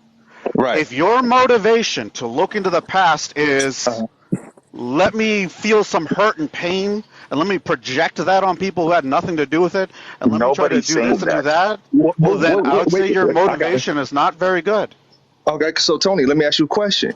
Is it that we're looking for pain? Because this is where we're making a disconnect on what I'm saying. Is it that we're looking on pain, or are we experiencing pain and trying to figure out the source of it? Because that's two different things. It's because what's happening is, and once again, it's something that is irrefutable. You yourself will not refute this, that there is oppression today amongst all people within the United States. And you're not black, so your experience is not that of a black person. So trying to look from the perspective of a black person What is is a not black? something that you What can is do. black? I don't know what that No, is. we're Can you not tell going to me do what that that. We're is? not going to do that right now. We're not going to do that right now. So Hey, hold we're on, going to stay sir. on I topic. have been waiting, and I've been trying to be patient, holding my hand up so I can come Go in. ahead, brother. I'm sorry. Go ahead. Go ahead. I have been trying to be patient. I don't like talking over people, Right. Go ahead, Mother man. of Dragons knows that. I'm very polite, but what I will say is Right. this. All right, I grew up a poor white person on the inner city of Indianapolis. All right, you want to talk about what it's like to be black or white? No, I grew up in the same neighborhood probably that you grew up in, sir. And I worked the night shift at the village pantry where I had to deal with the riffraff of the world. I've been there, I've done that. And here's the question I want to ask you. You guys keep talking about history, but in today's society, even when I graduated high school in 2003, I had friends of color that had a whole lot more opportunities and a whole lot more scholarship opportunities to get out of that neighborhood. Some of them took it, some of them didn't. Now, what do we do? How do we help the neighborhood that we came from? How do you help them? Do you go back and educate, or did you just leave that neighborhood and leave it all behind? Right. Oh, that's a real confounding question because That is a I real do have. question. Oh, hold on, sir. Let me finish, sir, Oh, please. I'm coming over you, brother. I'm agreeing with you. You getting an amen. You have to go back to the neighborhood you came from, and you have to educate them on the things you learned when you left that neighborhood. And that's what we don't do. That's what nobody does. They want to sit here, they want to bitch, they want to complain, but they do not want to go back and educate the youth that came from where we came from. Right. All right. And So if you sorry. really want to help people, if you truly want to help black, white, whatever. I mean, I just grew up poor, so I mean, I know it's a cliche, but I never saw skin color. We were all fucking poor. Right. Dude, and to give you a little background on myself, dude, I'm from South Just Central because he Los was Angeles, poor man. doesn't mean he understands what the hell we're talking about. That has Dude. nothing to do with being poor. I'm It's from all South about oral Central Los tradition. Angeles, dude. I No, lost when you go, my cousin at the age of 15 to a gang shooting, right? So, like I said, man, I've seen the problems within my own community, and let me tell you something. I decided that I didn't want that for myself. So yes, I stopped talking like a Sureño freaking wannabe cholo gangster, and my own people, hold on, my own people started saying stuff like what you guys are saying. Oh, you talk white, you sound white, and this and that. Because I wanted more for myself. I used to talk like that. I used to say, "What's up, fool? Nah, fool. Hey, chica de la feria." I used to talk like that, like I was going nowhere. And guess what? I was going nowhere. So, so I'm telling you, just I don't like this notion because you remind me of my own people hating on me for wanting more for myself because I wanted to speak articulately because I wanted to speak well. Yes, you did. You did. But here's my asking you, Tony. Here's what I'm asking you. Why are your people looking at you that way? What did you have to give up in order to do that? And what are you closer to? What did I have to give up? I'll tell you answer that what. for you. I had to Go ahead. give up. I had to give up a victimhood mindset. That's what I No, no, no, no. sacrificed. No, They no, were sir. No, still sir. living in it. They still talk like you do. Like, oh, the fucking corrupt cops and stuff. I used to talk like that too. Every cop is corrupt. Let me tell you something. I got pulled over 9 times last year. I got pulled over 3 times this year. And every interaction I've had with the cops has been very nice. They've been very well mannered. I thought a lot of it was BS, but like I tell you what, man, they were pleasant interactions because I didn't project any animosity towards them. I didn't come at them with a hateful heart or any anger. And that's my point, man. My friends talk like that. They talk in that victim of every cop is corrupt. This is Los Angeles and this and that. And I used to think like that too. I used to go around with this belief that every cop was my enemy. And I'm telling you, man, The problem with that mindset is that if you're looking for enemies, if you live in that victimhood mindset, if you live like that, you're going to find enemies. You will find them if you're looking. Yeah. So Tony, what I want to point out though is that what you are exactly your words without using the actual word is you assimilated into a proximity. Just hold on. You assimilated into a proximity. I self-educated, man.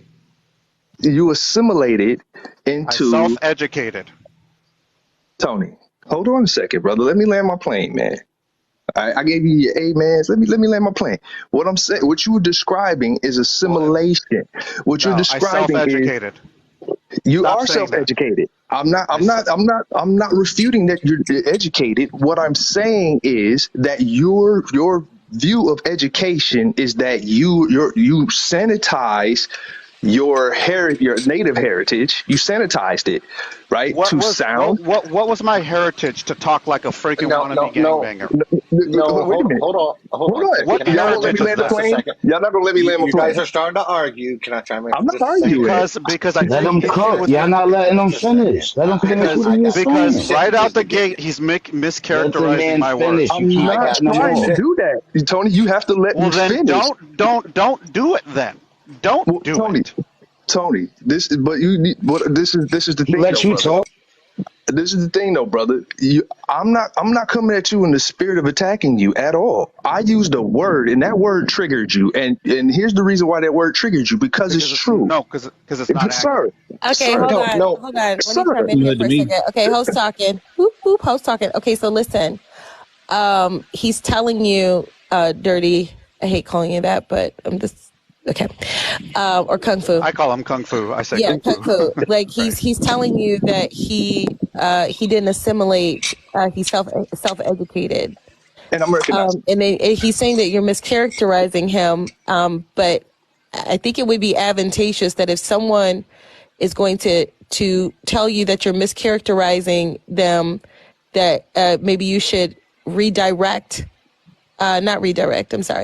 rephrase your line of questioning so that you don't keep getting interrupted. Noted. Can I say my 2 sentences real quick because I don't. Hold on, Gary. Let him let him land his plane. Let me say I just want to point this out. Hold on, Gary. I know sometimes you need Gary, to make. He said, "Hold on, man. Shut up."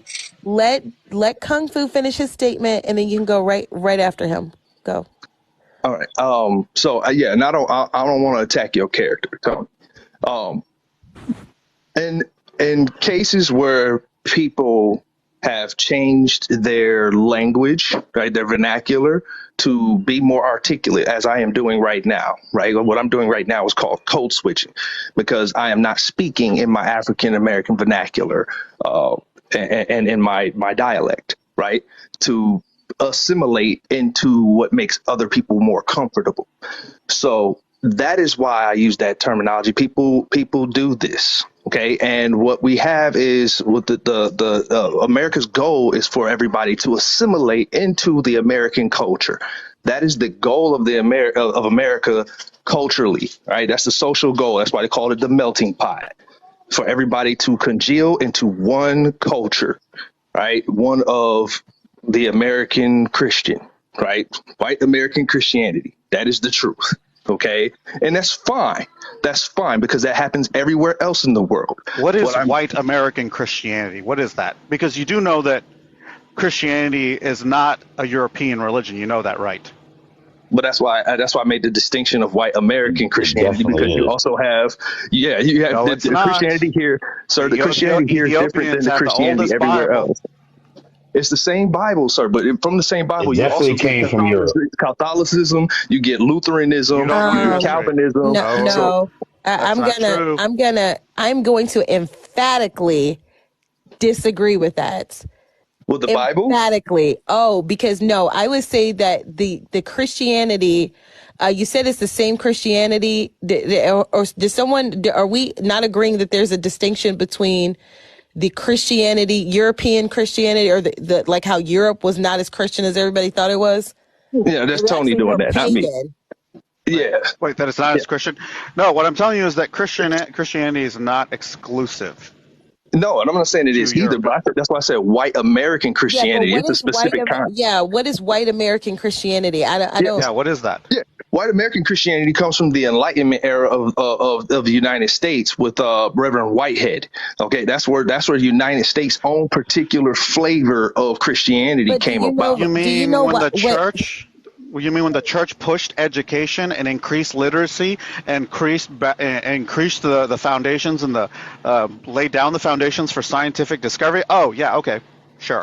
Yeah, No, I'm because not saying that. I'm talking. prior to that, the Puritans were over here in America. The Puritans, the reason why a lot of them left because the Englishmen coming over here all left for different reasons. The Pilgrims left for mostly peaceful reasons, because England was pretty much broken. And then a lot of them were the Irish and the Scottish that came over here. Some of them came over here before that as indentured servants. The Puritans believed that the presence of the Catholic Church had tainted the crown, and that they were a bunch of pagans running around. Basically making, that it was the devil, which, kickstarted the Salem witch trials and the whole, hell burning fire. Right. But then you had the Quakers. And then there's one other one, and I can't not think of it off the top of my head, but you had the Quakers like Benjamin Franklin, who were mostly peaceful. Right. You had the Amish. So I would venture to say, I don't think that there is a one-track white Christianity over here. And as a matter of fact, a lot of the African, the Mormons, thank you, Evergreen, the Africans that actually came over here, like, because people think, oh, their culture was stolen or their religion was stolen from them. Actually, no, because if you look at the Geechee Gullah people down in the Carolinas, they actually still practice their foundational West African culture there. They've kept their language for the most part and their religion. Also in the Deep South, they kept their the voodoo and hoodoo culture. And a lot of the other Africans that came over here were Christians. Right. They were Christians. There was a lot of Muslims. They a didn't lot start of off. Christians, They didn't start off Christians.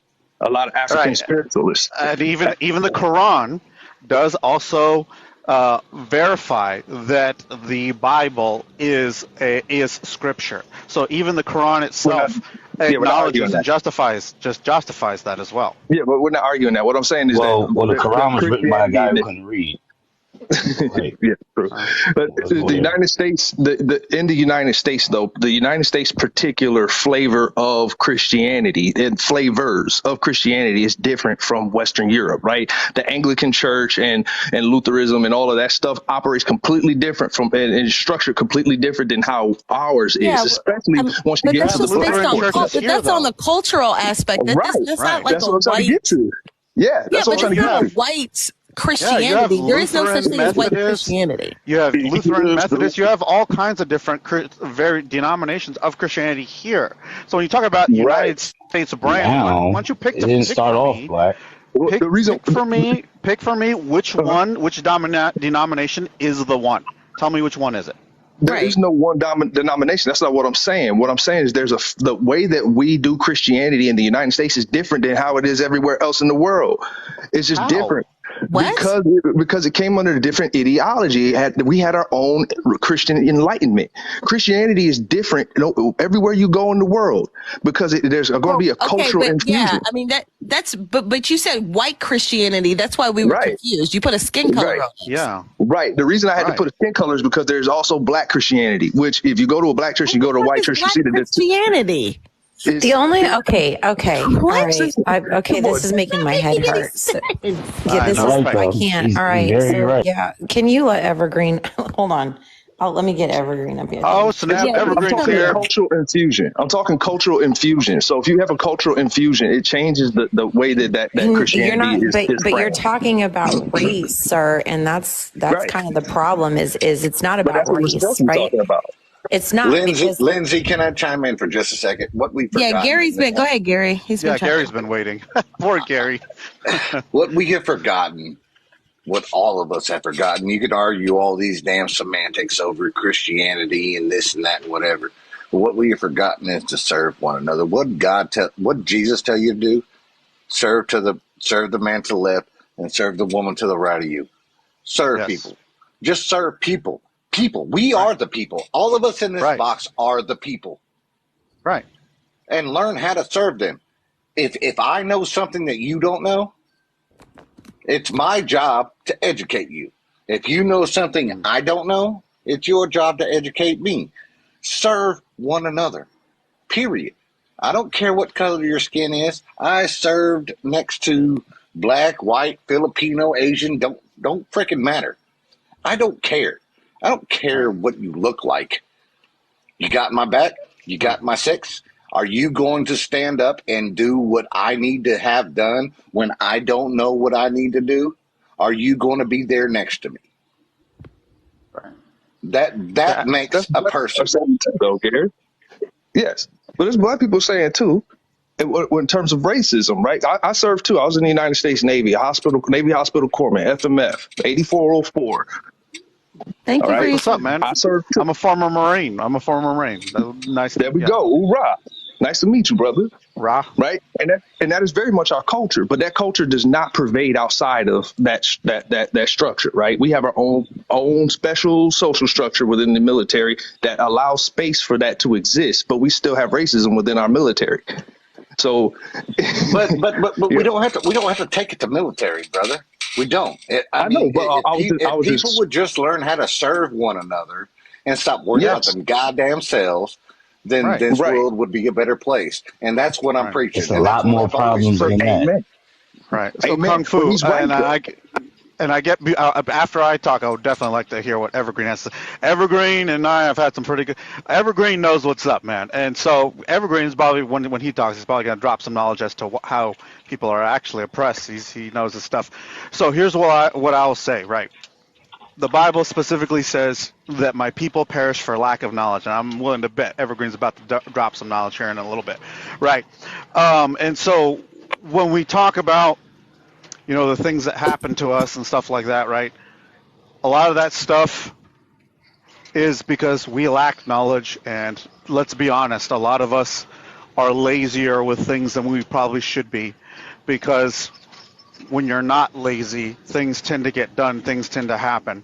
Now, are we under some kind of, all of us, the whole world's under this system of subjugation, and by this, I'm talking in a legal sense, talking about in a paperwork sense. They have captured us all through our documentation. So is the whole world under this in some sense? Yes. But I can tell you right now, and I'm pretty sure Evergreen's about to tell you also, that there is a way to not be subjugated in the way that you feel the system does to you. And the only way to do that is that every man frees himself or learns, comes out of ignorance, basically. Come out of Babylon. Stop babbling. Start making sense.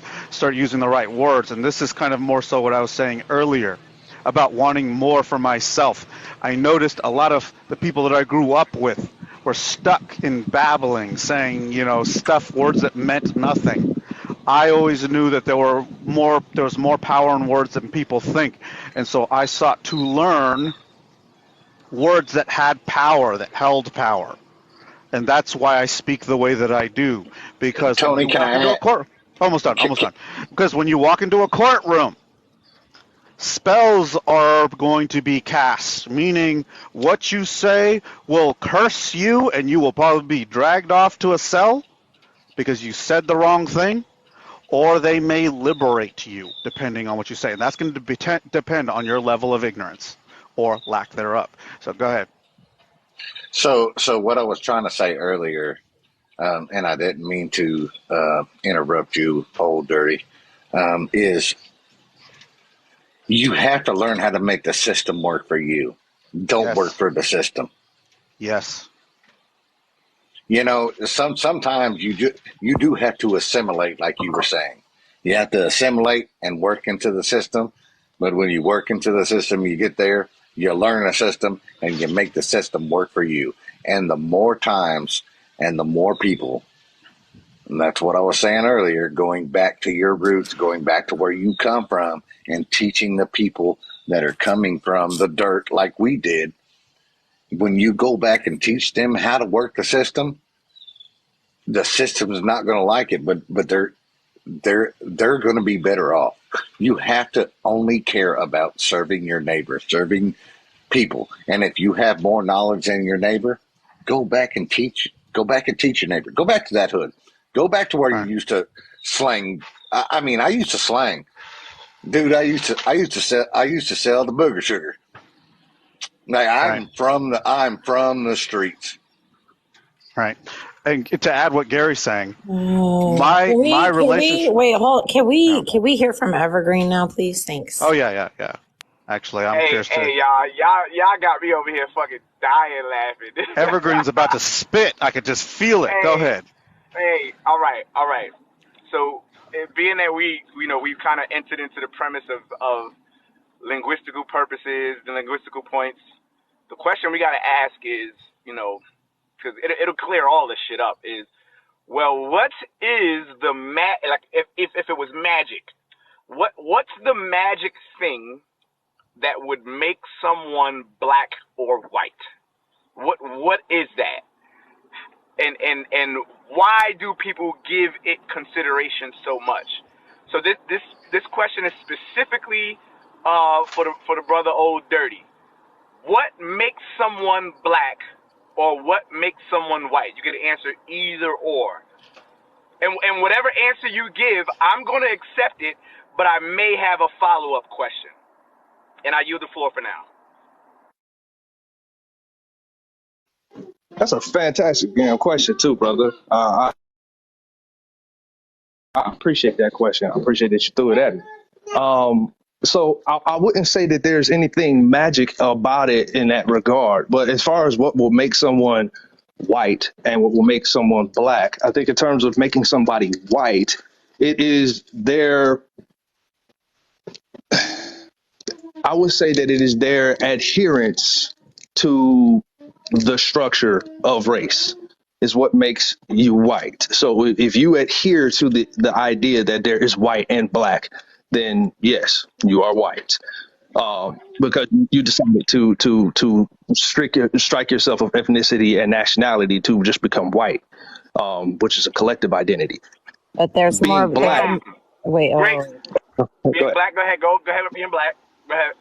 Okay, I would say that being black is complicated because being black is a cultural identification. It is also a racial identification.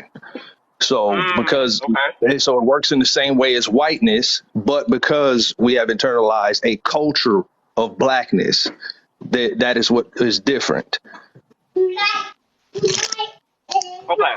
So culture is blackness. All right. So by any chance, do you know who Mostafa Hefni is? Do you know who that brother is? I've never heard that name. No. All right, I got you, big dog. I'm gonna put you up on game on something. So there's a brother by the name of Mostafa Hefni. Now, when I pull his picture up, do I even have a picture of this fucking guy? No, where'd my picture go? Damn it! We'll go find. Oh, god damn it!